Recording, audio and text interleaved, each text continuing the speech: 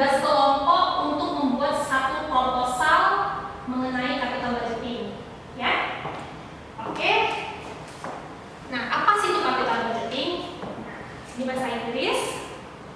Secara rincinya, capital budgeting itu adalah proses evaluasi dan proses penseleksian dari perusahaan untuk memaksimalkan yang namanya aset mereka.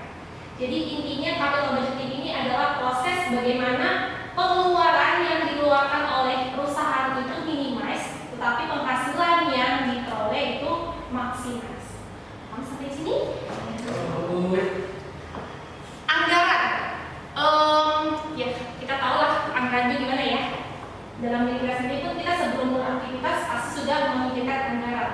Contoh nih, dari rumah mau kemari kita berapa nih biaya ongkos minyak, ongkos angkot. Nah, itu udah termasuk dari anggaran. Tapi untuk secara teorinya merupakan sebuah rencana rinci memproyeksikan aliran kas masuk dan aliran kas keluar. Itu secara teori untuk di capital budgeting. Nah, untuk capital budget sendiri seperti yang dijelaskan tadi, garis besarnya adalah rencana pengeluaran aktiva tetap. Nah, jadi kalau kita ini kan ada aktiva tetap sama aktiva tidak tetap. Aktiva tetap itu contohnya apa? Ada yang tahu? Tetap. Apa? Tetap. Masih kurang keras. Jadi aktiva tetap itu contohnya seperti kita menjual satu produk. Nah, produk itu memang rutin kita perjualbelikan secara konsisten. Nah, pendapatannya itu tidak yang namanya diutangkan, tetapi langsung dibayar. Nah, jadi aktiva tetap. Jadi hasil dari produksi itu yang kita peroleh masuk ke kita secara sinkron, itu yang digunakan. Penganggaran modal adalah proses menyeluruh menganalisis proyek-proyek dan menentukan mana yang saja yang dimasukkan ke dalam anggaran modal. Nah, ini prosesnya mengumpulkan, menganalisis, langsung mengevaluasi, menyeleksi. Nah, untuk kita mengetahui bagaimana 1 tahun kemudian atau 1 tahun yang akan datang, apa yang harus dilakukan mengenai perusahaan kita ini. Oke, selanjutnya, kenapa sih ini penting kita pelajari capital budgeting? Ini sebenarnya sangat penting karena menyangkut dengan masa depan perusahaan. Keputusan penganggaran modal akan berpengaruh pada jangka waktu yang lama sehingga perusahaan kehilangan fleksibilitasnya. Yang kedua, penganggaran modal yang efektif akan menaikkan ketepatan waktu dan kualitas dari penambahan aktiva. Yang ketiga, pengeluaran modal sangatlah penting. Nah, jadi perusahaan itu tidak sembarangan mengeluarkan biaya yang jadi memang sudah ada perincian. Selanjutnya, motif capital budgeting. Nah, motifnya itu pengembangan produk baru atau pembelian aktiva baru, pengurangan biaya dengan mengganti biaya aktiva yang tidak efisien, modernisasi atas aktiva tetap. Nah, untuk di awal ini kita masih membahas teorinya, nanti kita masuk ke contoh soalnya. Jenis-jenis keputusan penganggaran modal, yang pertama, penambahan dan perluasan fasilitas, produk baru, inovasi dan perluasan produk, pergantian atau replacement, menyewa atau membuat atau membeli, penyelesaian fasilitas, dan lain-lain keputusannya. Jadi intinya, ketika capital budgeting itu sudah dibuat, ada satu keputusan yang akan diambil oleh manajer. Yang akan dilakukan perusahaan ke depannya. Nah, apakah membeli, menyewa, atau bisa jadi menjual untuk penambahan aset-aset yang baru. Prinsip dasar proses penganggaran modal, perusahaan harus menghasilkan keluaran atau menyelenggarakan kegiatan bisnis sedemikian rupa sehingga hasil imbu atau marginal revenue produk sama dengan biaya imbunya atau marginal cost. Nah, jenis proyek ini ada independent project dan mutual exclusive project. Nah, kalau independent project itu proyek investasi, kalau mutually exclusive itu proyek yang memiliki fungsi yang sama dengan memilih suatu proyek yang akan menghilangkan kesempatan proyek yang lainnya. Jadi, kalau yang mutually ini bisa bisa jadi kita bergabung dengan proyek yang sebelumnya, atau bisa jadi proyek yang sudah ada itu ditiadakan, kita ganti dengan proyek yang baru. Nah, ketersediaan dana. Jika dana itu tidak terbatas, maka perusahaan dapat memilih semua independent project. Namun jika dana terbatas, perusahaan harus menggunakan namanya capital retaining dengan mengalokasikan dana yang hanya ada pada proyek yang maksimum return. Jadi proyek yang memiliki penghasilannya itu lebih tinggi. Proses capital budgeting yang pertama. Nah, nanti di sini kita termasuk tugas ya, pembuatan proposal, kajian dan analisa, pengambilan keputusan, implementasi, dan follow up atau tindak lanjut. Jenis-jenis investasi. Nah, ada financial asset, real asset, market securities. Nah, jadi kalau financial asset itu kita tahu sendiri, dia dalam berbentuk sebuah lembaran, bisa disebut dengan apa? Surat berharga. Sekarang lagi ngetren tuh yang namanya saham. Ya, kita masuk dalam financial asset. Real asset itu dia fisikal. Contohnya? Bangunan. Bisa. Oke. Marketable sekuritas. Marketable sama juga dengan saham. Cuman dia lebih diperjualbelikan lagi. Kalau ini kan dia bersifat tetap, ini lebih dia seperti udah jual beli lah, dia tidak mengutamakan istilahnya mengendapkan sesuatu aset berharganya, tapi dia lebih mencari gimana nih, ada nggak keuntungan atas harga lelang itu. Iya.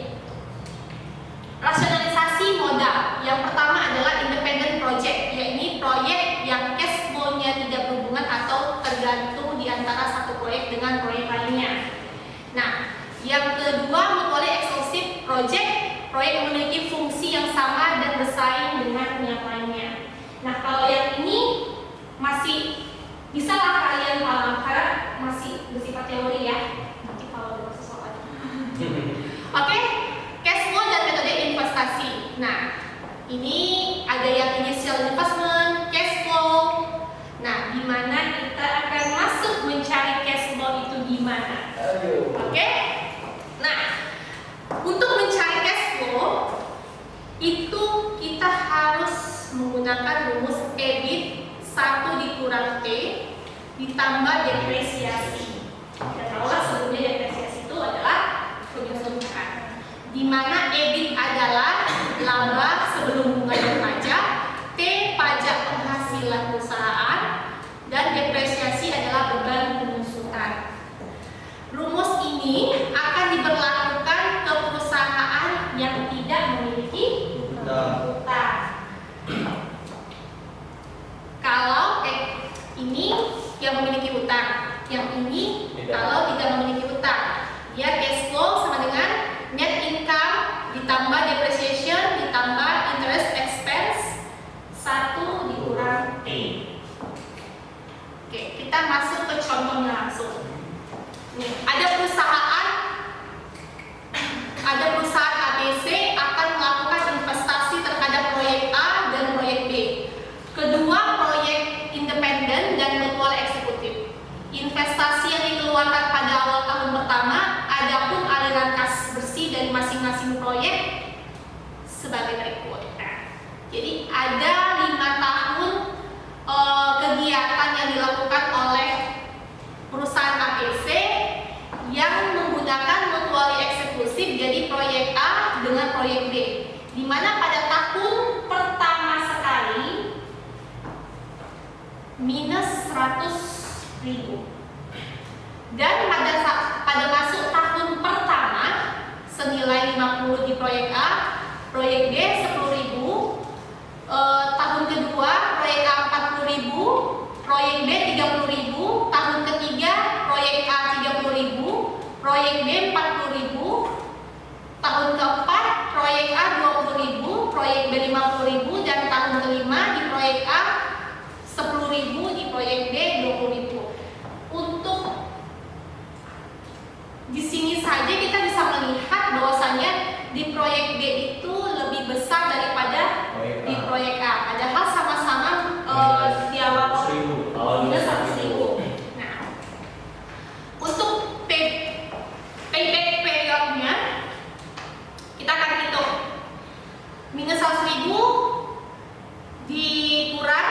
50.000 ditambah 40.000 dan ditambah 10.000 itu sama dengan 2 tahun 4 bulan. Ini untuk perhitungannya, ini untuk proyek A. Yang untuk proyek B seperti ini. Nah, untuk keputusannya, proyek A karena memiliki waktu pengembalian yang lebih pendek, maka NPV.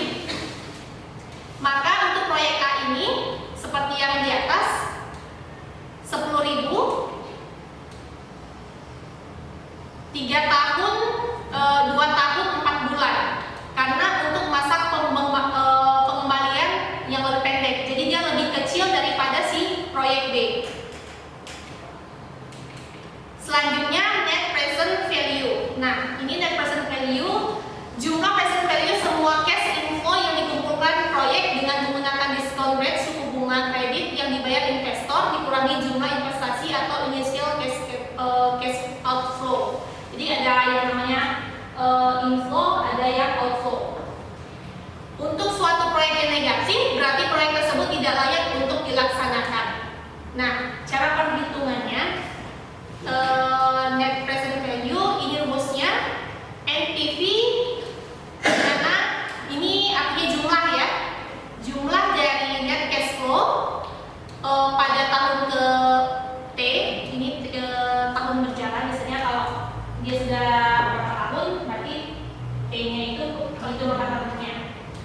Tingkat dimana saat dibagi 1 ditambah K, tingkat diskonto yang diakarkan dengan lama waktu atau periode berlangsungnya, dikurang initial outlays atau nilai investasi awal. Beginilah kalau yang namanya masuk apa coba ceritain. Oke. Nah, untuk contoh perhitungan NPF kita masuk seperti yang tadi, perusahaan ABC sama untuk semua angkanya. Kita masuk perhitungannya. Nah, kalau ibu dulu modelnya pakai tabel, tapi agak rumit sih perhitungannya. Jadi perhitungan silang yang akan dapat menghasilkan angka-angka dari setiap NPV-nya. Nah, ini proyek A tahun pertama 50 dibagi masuk ke tadi di 45.455 dan seterusnya. Proyek B mendapatkan 10.507, sedangkan yang A 20.921. Yang di awal tadi payback proyek A lebih besar, sedangkan proyek B proyek A lebih kecil daripada proyek B. Namun di MPV proyek A lebih besar, proyek B lebih kecil. Nah, kita masukkan nilainya. Jadi keputusannya proyek A karena memiliki nilai lebih besar dibandingkan proyek B, walaupun keduanya memiliki nilai MPV lebih dari 0. Jadi intinya ini sama aja kalau dinotasikan, dan present value-nya itu sama, cuman untuk seperti yang di awal ini kan mutual. Jadi bisa kita membuat keputusan proyek A atau proyek B yang kita tidak pakai, atau bisa kita pakai keduanya. Selama ini NPV-nya masih di atas 0, berarti kedua proyek ini bisa kita gunakan. Kalau salah satu NPV-nya ini di bawah 0, berarti itu harus kita tinggalkan. Misalnya contoh si proyek B, NPV-nya itu di bawah 0, minus. Berarti kita tidak bisa menggunakan proyek B. Kita menggunakan si proyek A dengan metode yang mutual tadi. Lanjut, internal rate of return atau IRR. Nah, ini IRR, ini bukan awal nama ibu ya.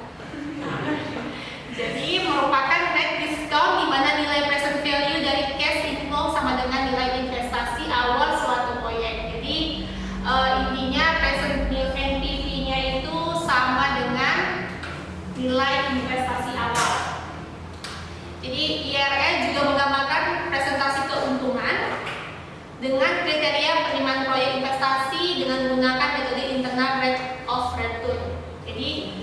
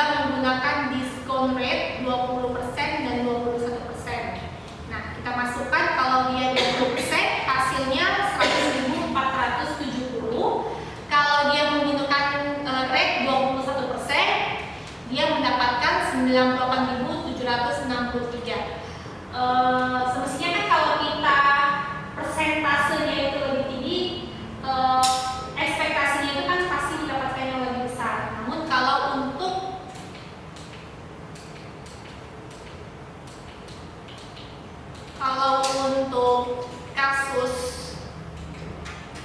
internal rate of return itu sebaliknya, jadi semakin kecil persentase discount rate semakin besar. Oke, lanjut. Ini kalau kita menggunakan interpolasi untuk mencari present value, ini sama sih kalau kita menggunakan teknik manual. Nah, ini kita masukkan ke dalam satu tabel dari hasil yang tadi. Nah, ini yang Ibu bilang. Dia 1,2%, 1,44, 1,78, 2, 2,4. Dia langsung dapat nilainya, sehingga hasilnya tadi kita nggak capek lagi untuk buat-buat seperti ini. Oke, langsung ke perbandingan metode capital budgeting. Nah, ada metode payback period, di mana proyek A 2 tahun 4 bulan, yang tadi ya dari awal ini rangkumannya.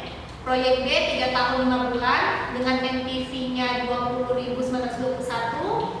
Yang ke proyek D 10.507, IRR 20.368%, 20,368% dan 13,579%. Nah, ini ada latihan 3 buah proyek membutuhkan modal sebesar 8 juta dan akan memberikan aliran kas masuk masing-masing sebagai berikut.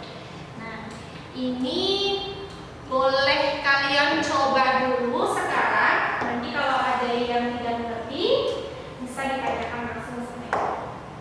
Nah, untuk tugas kelompoknya ini angkanya diubah, ditambahkan nggak usah angkanya tetap, tapi tingkat suku bunganya Ibu ganti menjadi 25%. Coba buat ke dalam satu proposal. Minggu depan dipresentasikan ke kelompok ya. Silakan dikerjakan. Ibu tunggu. Kamu aja ngerjakan.